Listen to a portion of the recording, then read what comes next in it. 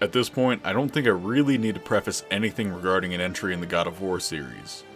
I mean, counting this video, I've reviewed every single game apart from God of Thor and God of War Betrayal, which I haven't really found a good way to play yet. So, is there an introduction to be made for God of War 3? Well, yes. God of War 3 is my first experience with the God of War series. That's right, Daddy Kratos entered me with his Gauntlet of Zeus and took my God of War virginity. I really don't know why I keep saying gross things about my first experiences regarding game characters. That's just the way I like to talk about it. And obviously there's more that I want to talk about, so let's just get into it. This time on That Game Review Show, I am your host, James, and we're going to be taking a look at the biggest and maybe the best addition to the God of War series, God of War 3. God of War 3 opens with Zeus giving a speech on top of Mount Olympus, the home of the gods, when the army of the Titans, led by Kratos and Gaia, attack. The other gods go down to face the enemies, Helios jumping into his sky chariot, Hades sliding down using his claws, and Poseidon shooting into the ocean and summoning a group of hippocampus to hold Gaia back. Kratos doesn't put up with that, so he fights against the water horses and then Poseidon himself, with a short little jaunt into Gaia's chest. Once Poseidon is defeated, we are put into his perspective as Kratos pummels the sea god to a pulp, before jamming his thumbs into Poseidon's eyes, then breaking his neck, killing him. Gaia lifts Kratos up to the rotunda of Olympus where Zeus awaits. After Zeus blows Kratos and Gaia down, it's revealed that Gaia only sees Kratos as a pawn and lets him fall down into the underworld. He crash lands in the river Styx in yet another incarnation of the fabled river. The souls swimming in the river attack Kratos and remove his magic and power-ups from God of War 2, effectively Metroiding him. Again. Once he gets onto the shores, he swears vengeance against Zeus. Again. But as he gets ready to leave, Athena shows up. The very same Athena that turned into green dust at the end of God of War 2 after Kratos, stabbed her with a massive sword. But instead of wanting revenge for killing her, she explains that she has ascended from being a god into something more, and offers to help Kratos. As a token of her faith, she turns the destroyed Blades of Athena into the shiny new Blades of Exile. These are the Blades of Exile. They will help guide you on your journey to the flame. Kratos makes his way through the underworld and arrives at the three judges, the beings who judge who does and does not get to go into Elysium. And for some reason, there's an enemy gauntlet right before the judges. I mean, you can't have the game getting too boring, right? Anyways, once proving himself, Kratos approaches the judges. King Minos, the main judge, tells him that Aeacus and Rhadamanthus have found him both wanting and worthy. But since Kratos' fate hasn't been met yet, the underworld isn't ready for him, so Kratos continues on. In the underworld, he comes across Hephaestus, the god of the forge, who tells Kratos that he is stuck in hell because of Kratos. Because, dear viewers, in God of War 1, Kratos climbed onto the back of Cronus the Titan and succeeded in conquering Pandora's temple.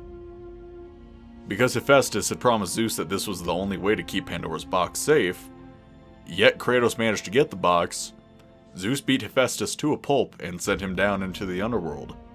Don't feel too bad for him though, he gets to make these little statues of Pandora all day trying to recreate her. I guess not a bad life? He reaches Hades' palace where we see the familiar face of Persephone, whom Hades keeps on display at all times. That makes sense, I guess. Alright, sure. Kratos uses the momentum of her coffin to fling himself into the chest of Big Metal Hades, where the god of the underworld greets Kratos. The two fight, and in a display of physics not making any sense, Kratos takes his weapons, the claws of Hades, and takes the soul of Hades himself, allowing Kratos to swim in the river Styx, and use the Hyperion Gate leading from Hades into the city of Olympia. Fun little factlet actually, Hyperion is the titan of heavenly light, and was the father of Helios, the sun god, Selene, the moon goddess, and Eos, the goddess of dawn. Who, other than Selene, actually appear in God of War Chains of Olympus. Very shortly after arriving in Olympia, Kratos once again comes across Gaia, who is struggling to climb back up the mountain. When she asks Kratos for help, however, Kratos throws her words back at her about being a pawn, and then stabs her tendons to make her lose grip and fall to her presumed death. Kratos faces off against quite a few divine beings from this point on. He rips off the head of Helios, who references back to Chains of Olympus about owing a debt to Kratos, which Kratos clearly didn't care about, but it was cool to see the shield of Helios here. The death of Helios actually causes the sun to become covered in storm clouds and, the rain to keep on coming. After making his way into Olympus, Kratos comes across Pandora's box, the MacGuffin from the first game, the one with the power to kill a god that Kratos took. It's being held inside the Flame of Olympus, a deadly flame that'll kill anything that touches it. Athena pops up and explains to Kratos that he will need the box's namesake to receive it, so his quest is now to find the famed Pandora. He meets Hermes in Olympus and very violently cuts his legs off in order to get his boots, which make Kratos super speedy and climb walls for some reason.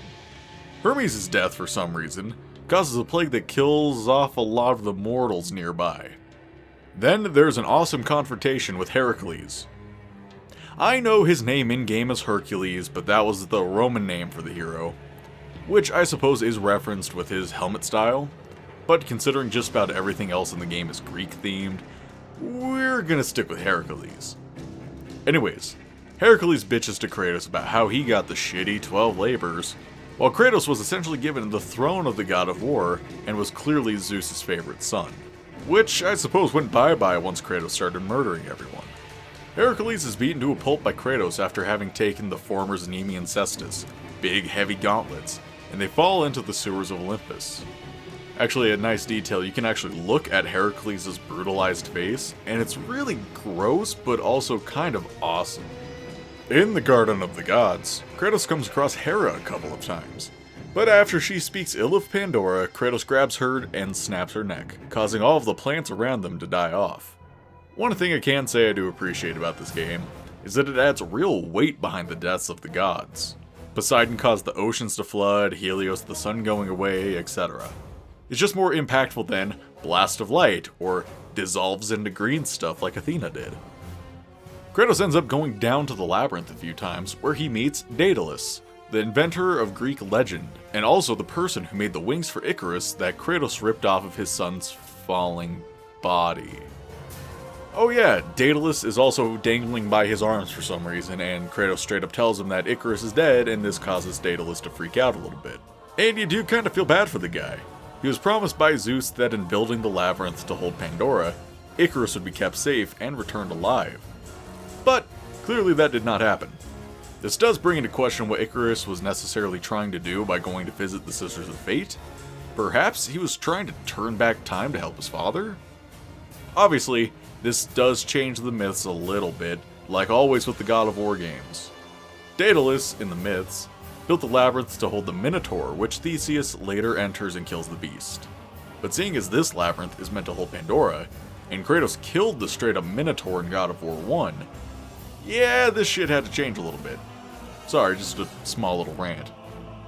I don't really have a better place to put this, but Kratos comes back to Hephaestus' chamber in the underworld, and tells him of his quest to find Pandora. Hephaestus at first is hesitant, but then agrees to help Kratos, instructing him to obtain the Omphalos stone from the Fields of Punishment. To Kratos' surprise, however, Cronus is there, waiting for him. After retrieving Pandora's box, Cronus was then banished into Tartarus, like how Hephaestus was sent into the underworld. Cronus wants revenge for this, so he tries to kill little bugman Kratos, but then Kratos rips Cronus' nail off in the most disgusting way. I mean, I like to think I have a pretty high tolerance for grossness in video games, but this was pretty bad for me. Kratos works his way around Cronus, and finally trapped, Cronus drops Kratos into his mouth, where he slides down the Titan's esophagus. If you're stupid, you'd think Kratos is done for, but he cuts through Cronus' stomach and retrieves the Omphalos stone. But before he leaves, Kratos sends a chunk of onyx into the Titan's jaw, and then stabs him in the head with the blade of Olympus, killing him. Kratos makes his way back to Hephaestus' cave and yells at him, believing it to be a trick to get Kratos killed. But with the Omphalos stone, Hephaestus creates the Nemesis Whip, which he then tries to electrocute Kratos with. But Kratos shakes it off and activates his anvil, sending it into Hephaestus' stomach, killing him. After killing a giant ice scorpion and taking the Boreas ice storm from it, Kratos now has the ability to change and move around more parts of the labyrinth, which he does to the fullest extent, completely finishing it and finding Pandora at the very center. He frees her and the duo go through a couple of puzzles conveniently designed to be completed by large Spartan boy and small child. There is a long stretch of hallway that the two walk through as well, and Pandora says the main thing that helps Kratos win the day. Hope is what makes us strong. It is why we are here. It is what we fight with when all else is lost.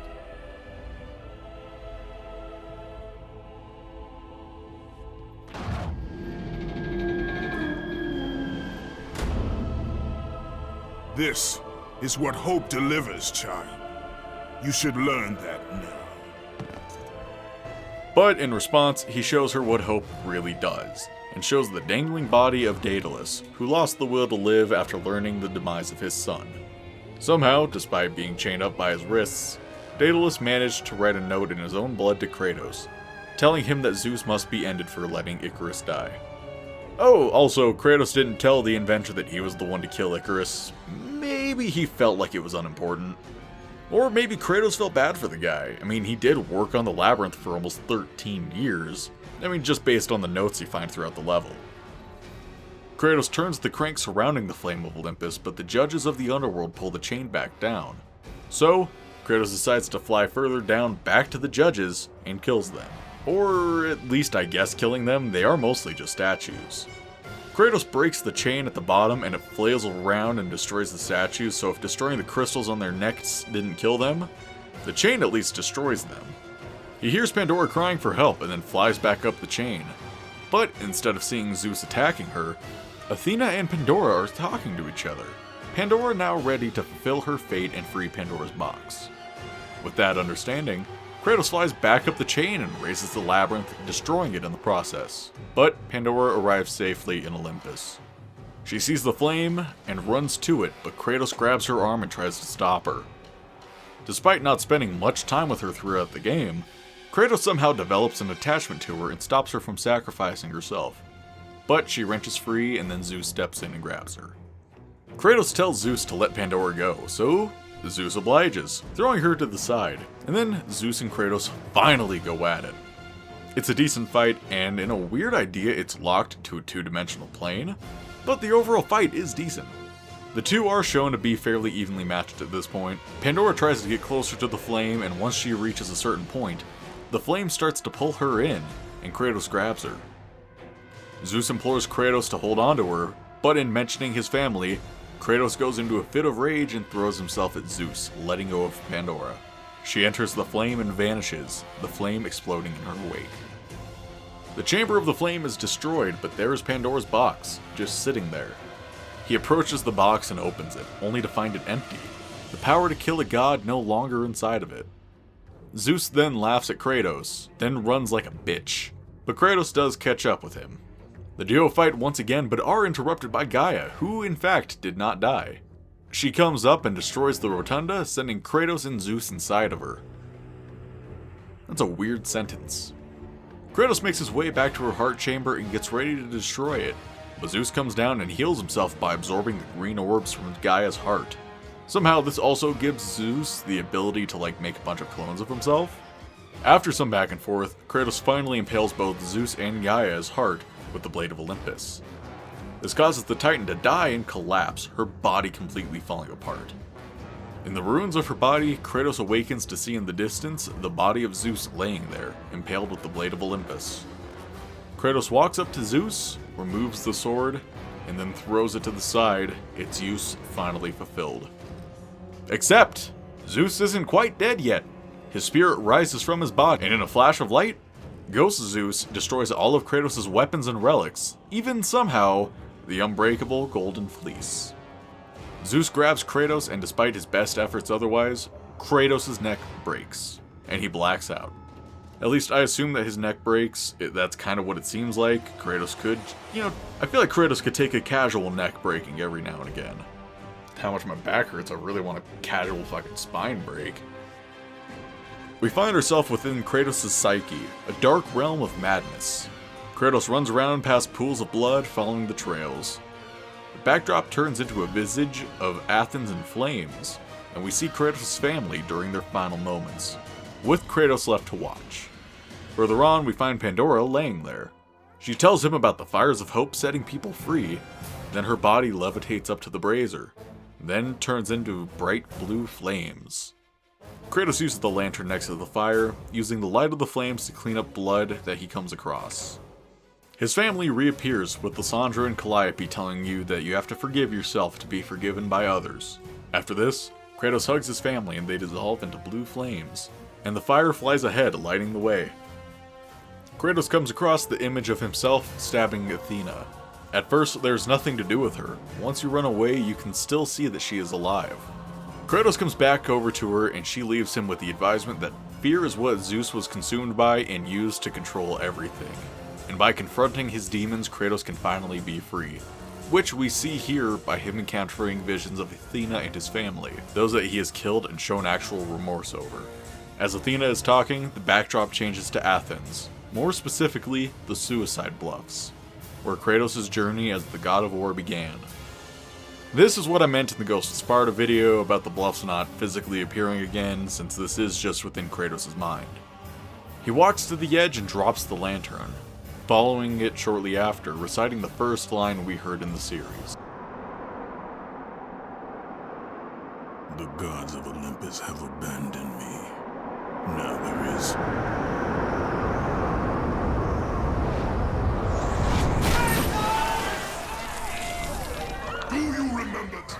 He lands in a pool of what looks like blood, and the voices of many of those he has killed or led to die press on him from all directions. Voices like Ulrich the Barbarian King, Hephaestus, the Fates, Hera, the ship captain, even Deimos. Once enough blood has been cleared from the pool, Pandora's flame emerges from the lantern and flies away. Kratos ditches the lamp and follows the flame. As he approaches his destination, the world starts to turn slightly blue, and Kratos' tattoo, a vivid red in this world, is now a bright blue as well. He comes to shore, where Pandora's box sits, alone. He opens it and a blue power resides inside of it, but we don't get a good look at it before we see a quick slideshow of some of the fights Kratos has had in the game, culminating with Pandora's speech about hope. Kratos reawakens with a blue fire in his eyes, and he pulls himself free from Zeus's grasp. His hands are engulfed in the same flames, and he is able to fend off the attacks. He reaches over his shoulders and pulls out the Blades of Exile from somewhere, and begins attacking the spirit of Zeus. This section is weird, it being basically first-person God of War. Hey, maybe Terrell would like this. That wasn't even in the script, I don't know.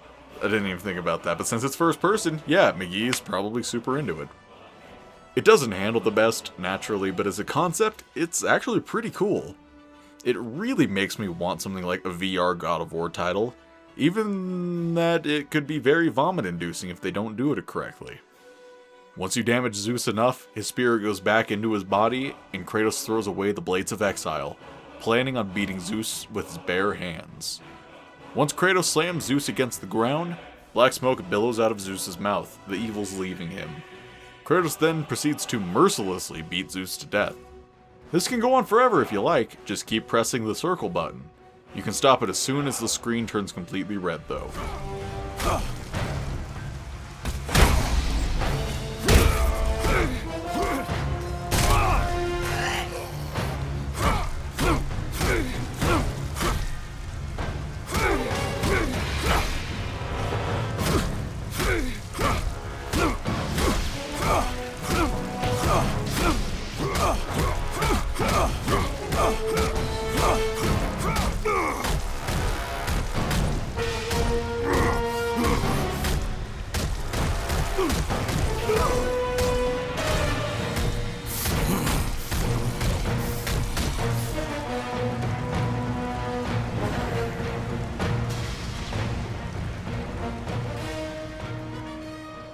With Zeus dead, Kratos' chains fall off, and Zeus' power explodes. Once the screen clears, we see Kratos standing at the edge of the cliff, watching the world he has now created, filled with flying spirits and rain and tornadoes. Athena comes and congratulates Kratos on a mission well done, and that humanity is now ready for her message. But Kratos doesn't agree that humanity is basically destroyed, so how can they be ready? But Athena assures him of this and asks for the power that was inside of the box back. But it was empty, we all saw that. But Athena persists in thinking that Kratos used this power to kill Zeus. Then she comes to the realization that Kratos used the power that Athena put in the box way back in God of War I to kill Ares. Then it was locked away inside of him, while the evils that resided in the box as well were released and left to infect the gods. She demands the power back again, then tells him that she trusts he will make the right choice in this matter. He picks up the Blade of Olympus, and Athena says that he owes her, to which Kratos refutes, threatening her with the blade. Then we get the line that starts the game, and with it, the last act of Kratos. You would dare strike me down? Again? My vengeance ends now. He swings the blade around and impales himself with it, releasing hope into the world. Athena is furious and pulls the blade out of Kratos with disappointment, leaving Kratos with a massive hole in his stomach, lying in a pool of his own blood. After the credits, however, we see that where Kratos once lay, there is a pool of blood with a trail leading to the edge of the cliff, and then it cuts to black. I have a few things to say about the story in this game. Firstly, as I mentioned before, I like the fact that all the deaths of the gods seem to have some real weight behind them by affecting something in the world. There is also the idea that Kratos is essentially cleansing humanity of their sins and attachment to Olympus. It's a little ham-fisted, and it seems like they're trying to paint Kratos as kind of like the good guy. This is made pretty apparent with the whole "he releases hope into the world" thing, and freeing mortals from the tyranny of the gods. While Kratos is the protagonist of his story, and we've grown to love his bloodthirsty ways through so many games, Kratos is not, in any way, the good guy. His goals are petty and selfish, and while he does learn to forgive himself for slaughtering his family and letting Pandora die and all that jazz, this doesn't absolve Kratos of his misdeeds. I understand where they were going with this, but wow, it is a bit misguided. I think having Athena in this game in any real capacity was a mistake. Upon beating the game this last time, I was struck by the thought that Athena in her spirit form holds zero bearing on the events of the story. Sure, she repairs the Blades of Athena and turns them into the Blades of Exile, but her involvement with Pandora wasn't necessary, and kind of setting her up as an antagonist at the end of the game was incredibly forced. She didn't need to be there at all. I can appreciate them trying to set up something for potential sequels, but as it is in a vacuum, it's really stupid having her there. In fact, there's a few other things that could have been done instead. Having some other god or ally work with Kratos to fulfill a goal. It didn't have to be Athena.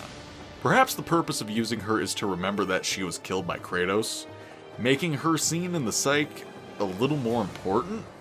And honestly, after obviously reading this, why not just keep Hephaestus in the ally role? He could have been able to repair the Blades of Athena, he could have been able to do basically all of that, and he was already an ally.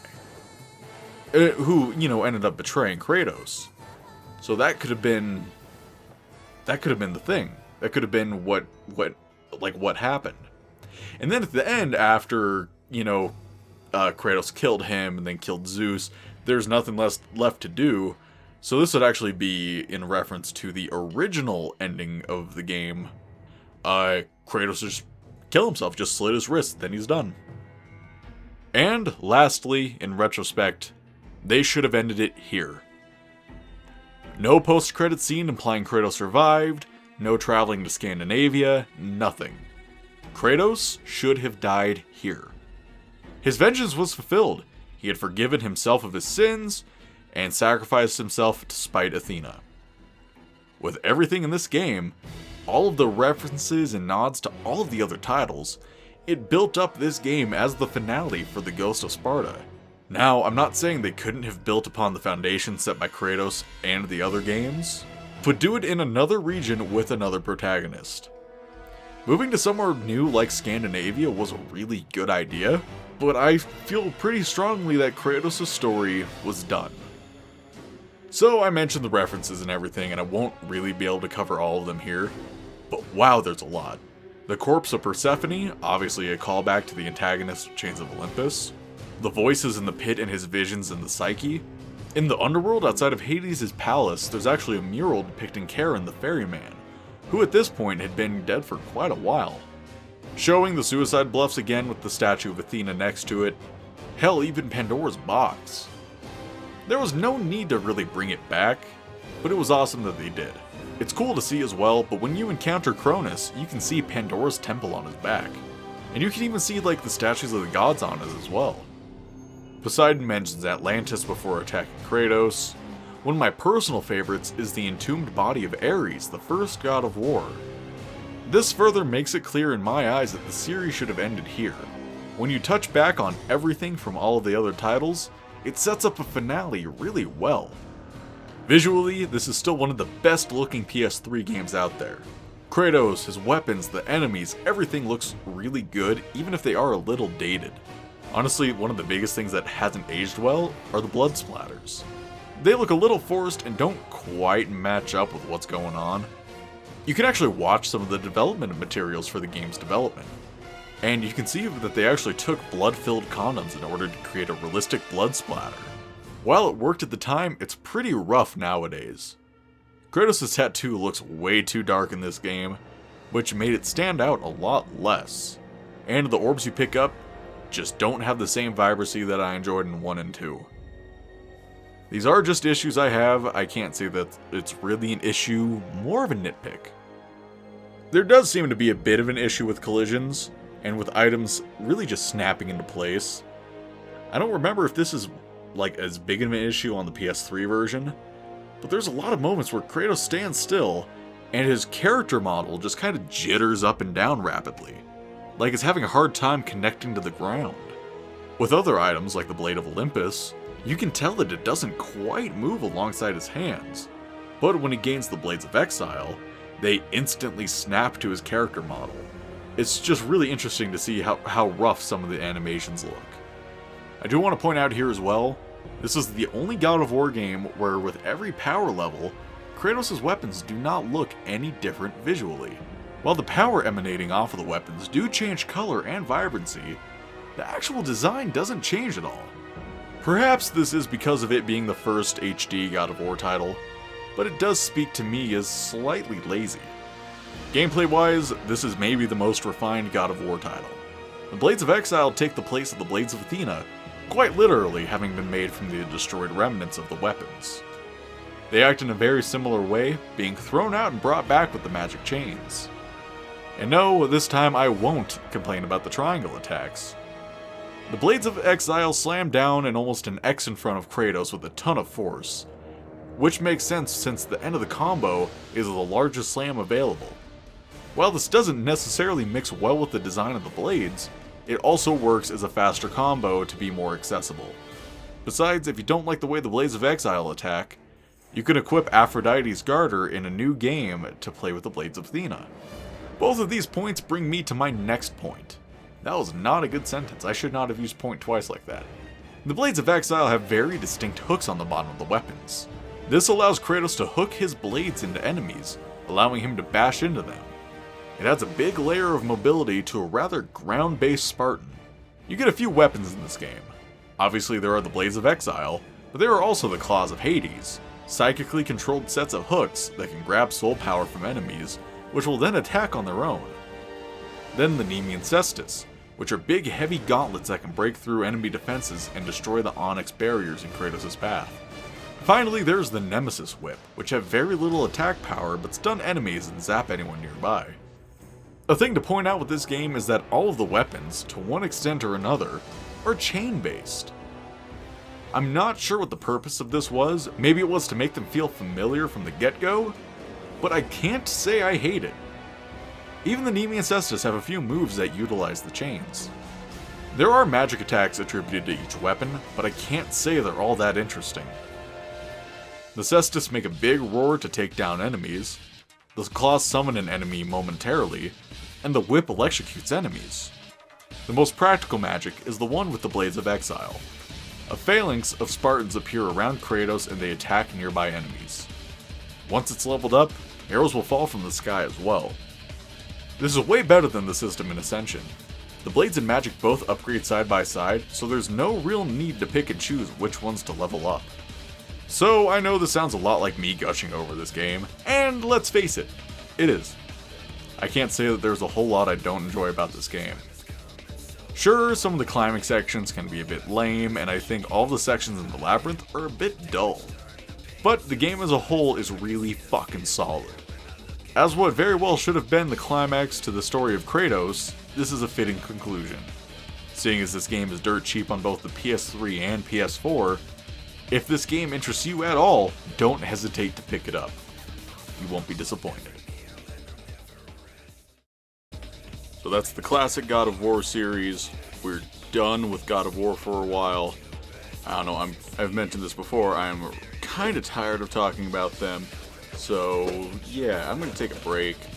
I don't know when I'm going to end up reviewing God of Thor. At some point I will. Honestly, I really love these games, and reviewing them back to back like this in my traditional style has made me like them a lot less. So I think it's better for everyone that I just take a break. It'll give me time to think about what I really want to do for the God of Thor video.